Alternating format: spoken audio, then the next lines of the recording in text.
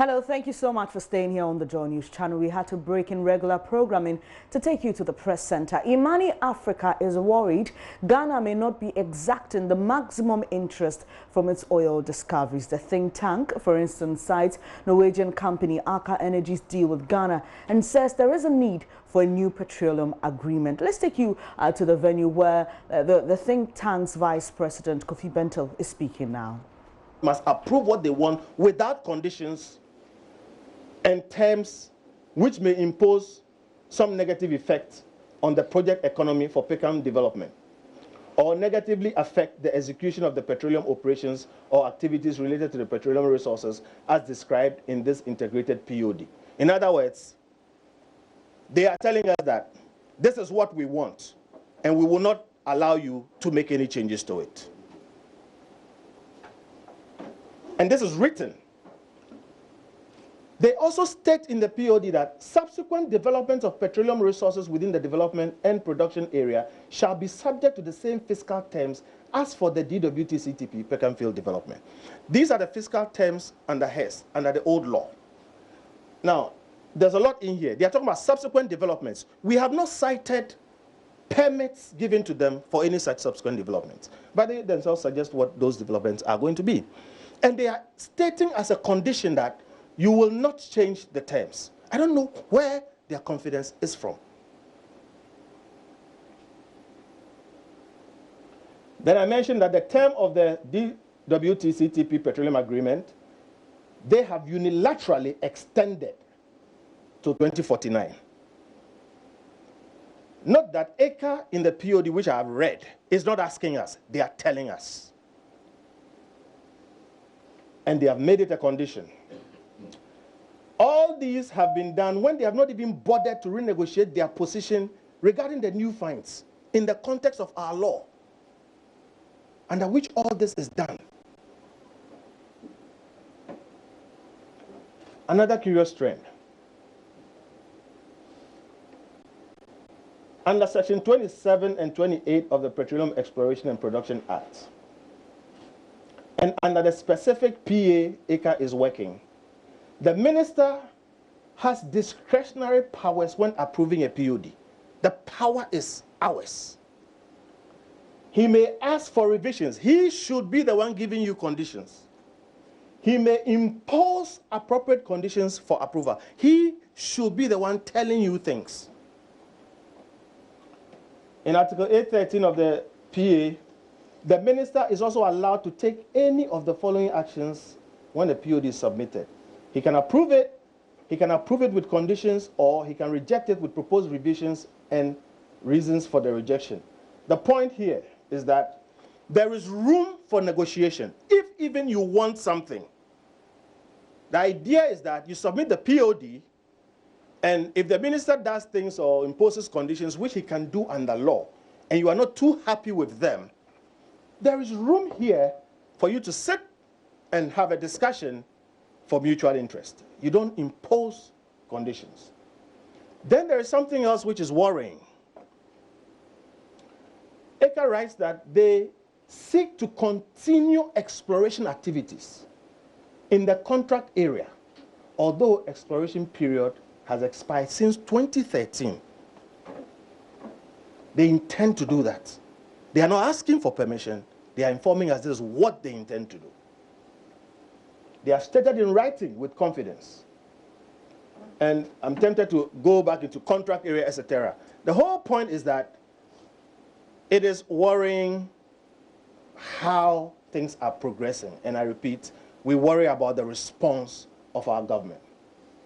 Aker has further indicated its intention to conduct exploration within the whole contract area, which it has unilaterally delineated as a development and production area. It has included a previously relinquished portion that has given up. And it does not intend to relinquish any portions thereof, and further has plans to exploit undiscovered resources within the DPA. Let me explain a bit. HES was the earlier company. When they made some discoveries, they relinquished about 30% of the contract area. That is the proper thing to do. Aker now takes over what HES has. They've recovered that 30%. And they are telling us in this document that they intend to go all over the place, not relinquish any portion, even though they have, started appraisal and they intend to go into development on the portions they found oil in. They are going to continue to be working within the whole contract area. It's irregular. If we gave you permission to do that, it won't be a problem. But we've cited no permission. We rather see an expression of intention to just go ahead and do some of these things. We will be happy if somebody explained to us how to square the circle. And then they further add the condition that all of these things will be done, quote, under the same fiscal terms as the Peckham field. They tell us, this is how much I'm going to pay you for this.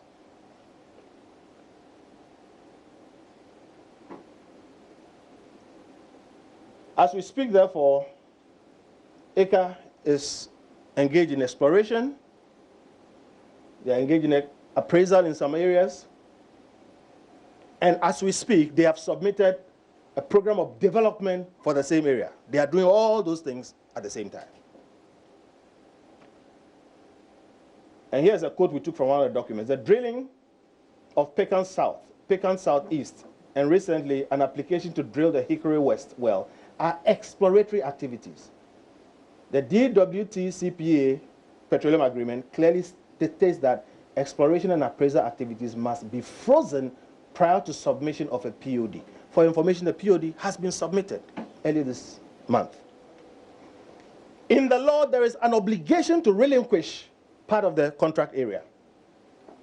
And I think I've explained this, so I'm going to skip over it. But the key point here is that Hess relinquished their contract area. I've quoted some aspects of the law. You will see that Hess relinquished it. Now, Aker has gone back and taken it. Contract area here is defined, and let me just go through this. It's the area covered by petroleum agreement in which a contractor is authorized to explore for, develop, and produce petroleum, but excludes portions of the area in respect of which a contractor's rights are from time to time relinquished or surrendered. So by law, you have to surrender or relinquish. And when you relinquish or surrender, you may not go back and do things there without permission. Upon taking over the Hess area, Aker has not relinquished any other portions. They've rather gone back and they are working in the whole contract area.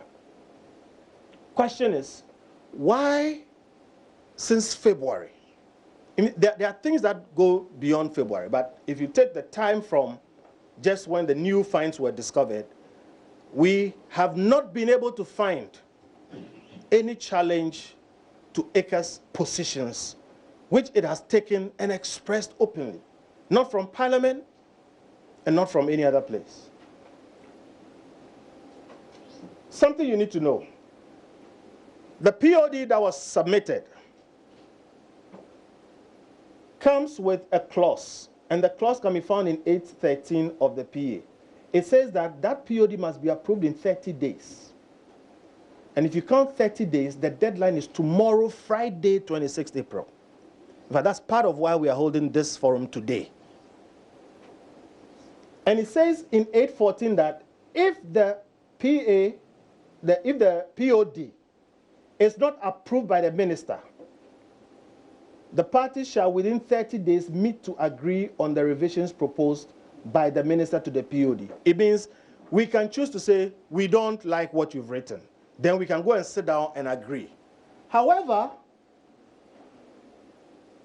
I'll say this before this. However, there in 813 it says that if we fail to respond to the POD, it shall be deemed as approved. That's in the law. It's in the PA. In fact, there's a portion of the law where the opposite holds, that if it is not approved or you don't hear anything, take it that it's not being approved. But in this specific PA, it is deemed as approved if we haven't heard anything. Today, as we speak, I am not aware if we have responded to them. And what 14 is saying is that we can respond to them and say, hey, come and sit and let's talk. But I am not aware we've done that. Let me say this. I have cited a recommendation to the minister to respond, but I have not cited the minister's response. Maybe it's been done, but that is why you are here. We need to ask the question, why the delay? Why do we have to wait till today? And what has been done? And contents.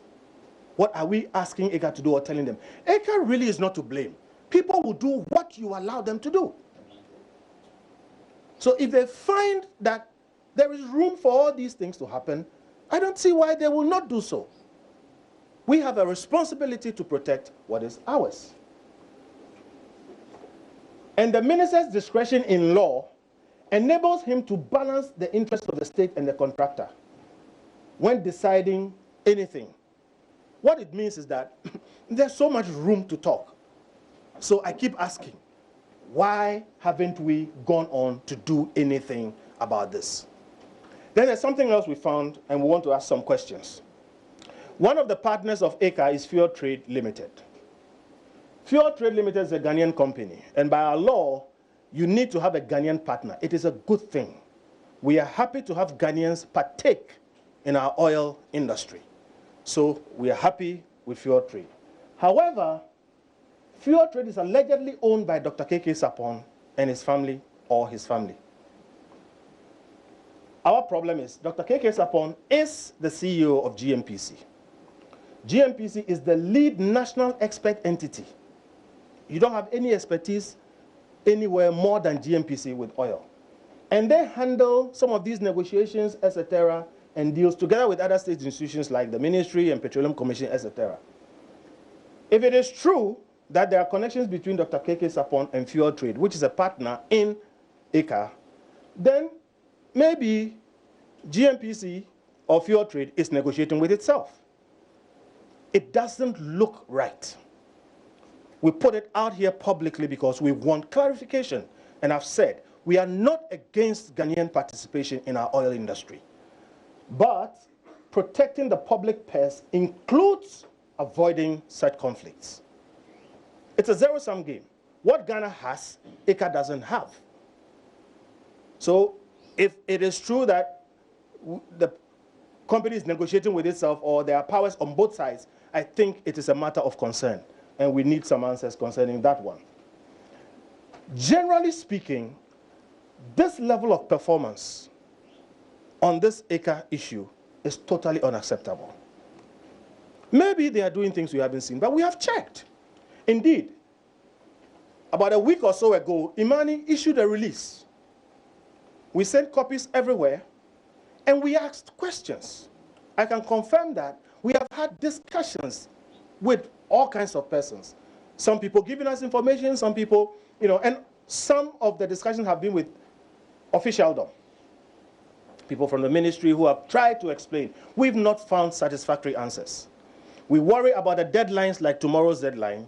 We worry about the indolence and the lack of action. And we worry about situations like this, which sometimes give us cause for worry. We think Parliament is the place where these things must come up. This is the place where they must ask questions, ask people to come and answer to them, and take up the matter and effect the changes necessary. But we haven't heard anything from Parliament. Maybe they are working on something. We need to hear something from Parliament. The ministry really needs to explain and put us all at ease and tell us if, for instance, they will meet the deadline on the POD. Because after tomorrow, Aker gets accrued rights. It becomes more difficult. They have said, well, we are going to do all these things. And the law or the agreement says that if you don't say anything, then we take it that you have agreed. So they should please say something. And the general question going forward in the future is that we should not be allowing these things. It's $30 billion to a poor country. We should be up and doing, and all of us must be working hard to protect it. We won't get all of it. We'll get some of it. But we should get as much of it as possible. So this shouldn't be happening. And we think, Mr. President, if you are aware, please act. We really call on the President to ask his men what is going on, what has been done, and we plead with him, give us some information. We are enjoined in our Constitution to do things like this so that we will protect Ghana, its resources, and its people. We believe that ultimately, this is what democracy is about. Eternal vigilance, they say, is the price of freedom. And it's a price we all need to step up and pay. You all included. Go and ask the questions. The information is here. We've put them out publicly. We don't claim all knowledge. But this we've seen. This we know. If there's clarification, please make the clarification. That oil belongs to every one of us. And God knows we need it. God knows how much money we need. And God knows why he put it there for us. We should not just be sleeping on our rights and let somebody take it and go away with it. If we don't get satisfactory responses to these, we will proceed to ask the courts to declare who owns the oil. We've already sent a few letters out, and Imani is not alone in this. There are 3, 4 or so, quite a number of people, including a team of lawyers working on this. We have sent some letters around, and we are asking for clarification. If we are not satisfied, the law is clear. We can always submit it to the supervisors of our democracy, the judges, to look through the law, look at the facts, and tell us, for instance, concerning those 2 new finds which happened this year after the exploration period, can we leave it to Aker to continue to conduct itself as the owner of those finds? And can we allow Aker to give us conditions for what they are going to do with what our oil is? We hope to get the answers, and we hope you will help us. Thank you very much, ladies and gentlemen.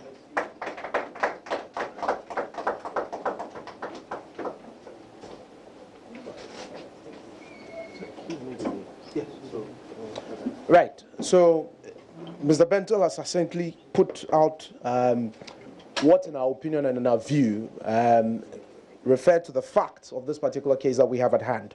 But like he indicated, Imani is not the only institution involved in this. In fact, we've had other experts as well who have been looking at the oil and gas industry for quite a while now. And I should say that there's a current assignment we are conducting in back at the office regarding transparency for contracts that are awarded in the oil and gas industry. And one of the key elements in that particular assessment bothers around transparency, right? Because all Mr. Bentel has been doing, and indeed all we have been asking, concern questions that if this sort of negotiation processes are put in a very transparent manner, maybe we are not going to get a narrative where Aker appears to be dictating a lot of terms. But the next part of this particular engagement, we shall have some very distinguished individuals who you'll be allowed to throw questions to regarding what you have heard. I see here Mr. Solomon Kwakume. He's Executive Director of the Center for Natural Resources and Environmental Management. Please join us up here, Mr. Kwakume.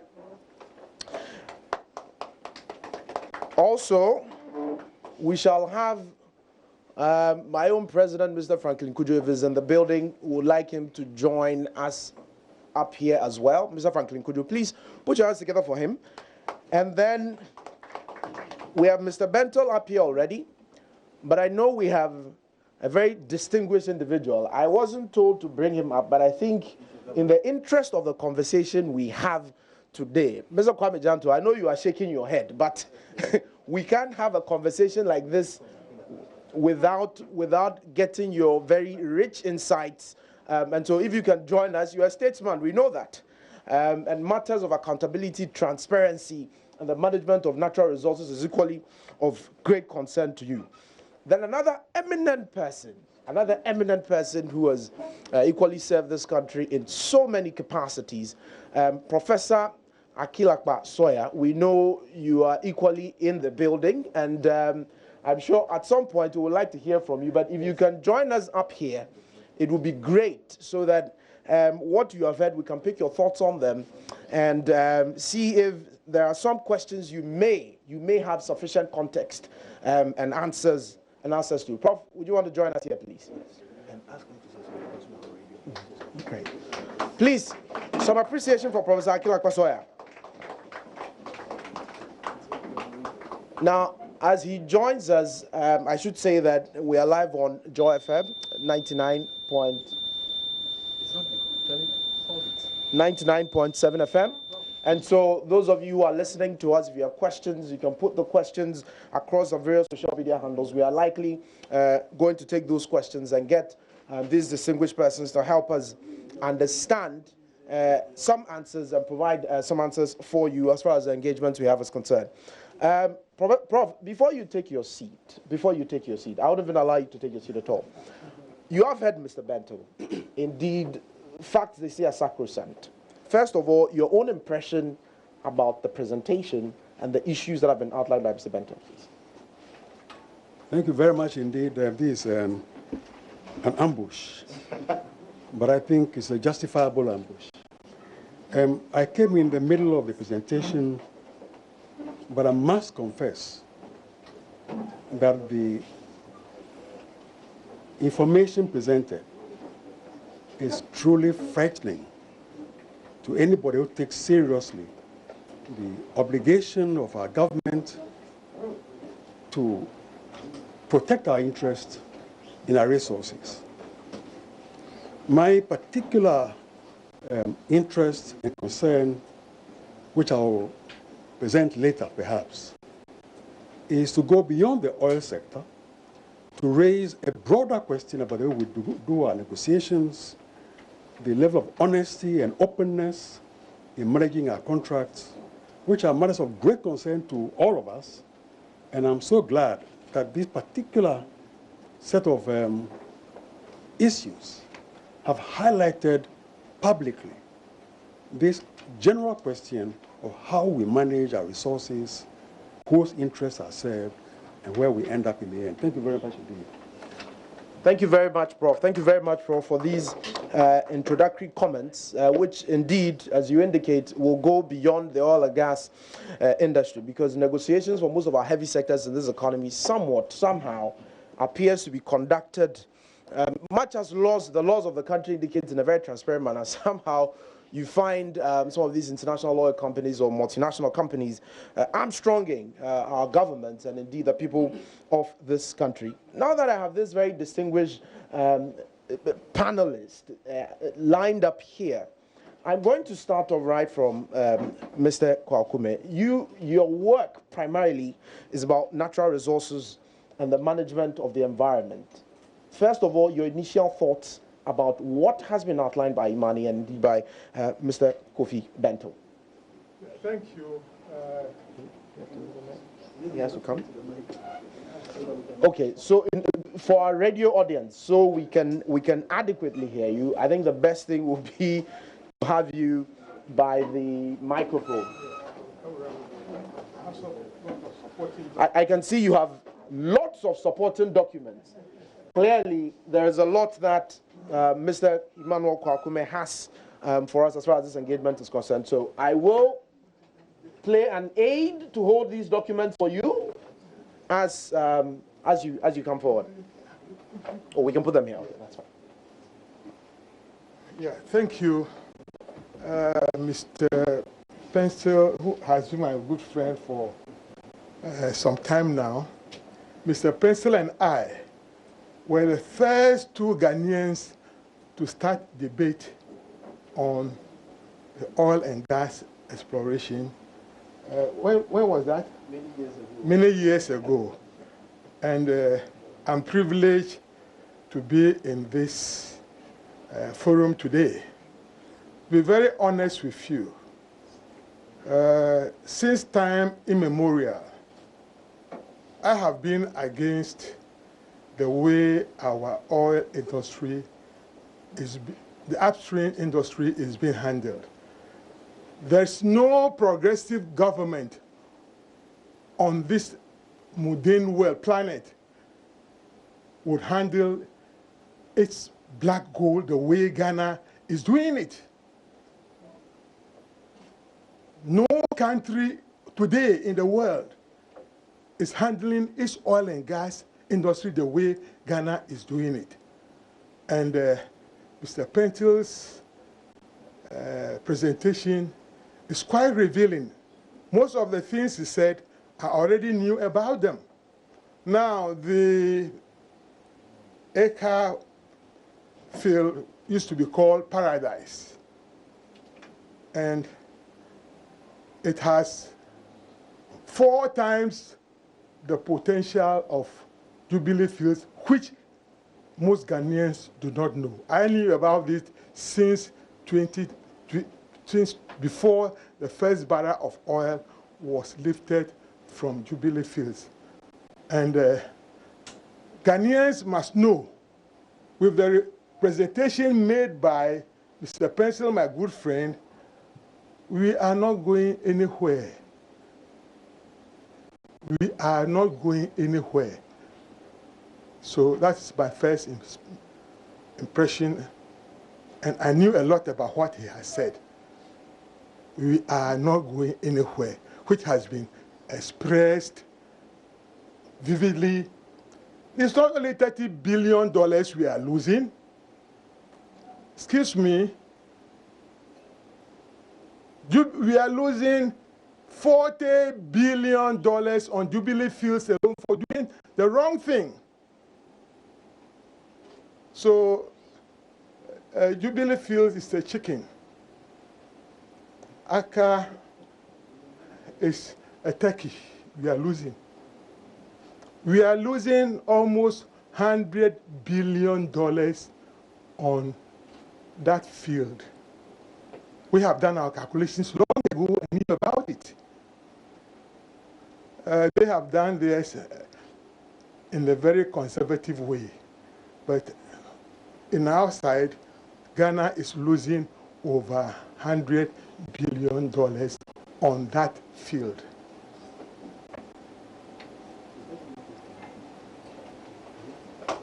Mr. Kwakume, I'll plead you, because of the structure of the podium, to go ahead straight away with your own presentation about developments in the sector. Thank you. I think that's a much easier way of getting this done. Thank you. I am not very, he's a lawyer. Though I've been a lecturer at the age of 73, I cannot memorize a lot, so I'll do a little bit of reading. I've taken most of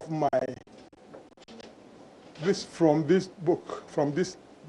It's a presentation we made to the Council of State. Overview Ghana's oil and gas fiscal regime. Now, my topic is why Ghana must get more from its oil resources and how. This is a very big question. My straight answer would be, first, why we must have more. That's what I'm going to answer first. Ghana have permanent sovereignty and ownership rights over all natural resources, including oil resources, under the 1962 General Assembly Resolution on Permanent Sovereignty over Natural Resources, GAR 1803. The 1992 Ghana National Constitution verse declares that all natural resources are our property and not anybody else. And then the Charter of Economic Rights. You're still live here on the Joy News channel. That was the forum being organized by Imani Africa on Ghana's oil find worth $30 billion. They've been raising some concerns about Ghana's deal with Norwegian company Aker Energy. We'll be taking you there, but just there you heard Solomon Kwakume. He is Executive Director for the Center for Natural Resources and Environmental Management. We'll bring you more on that particular forum.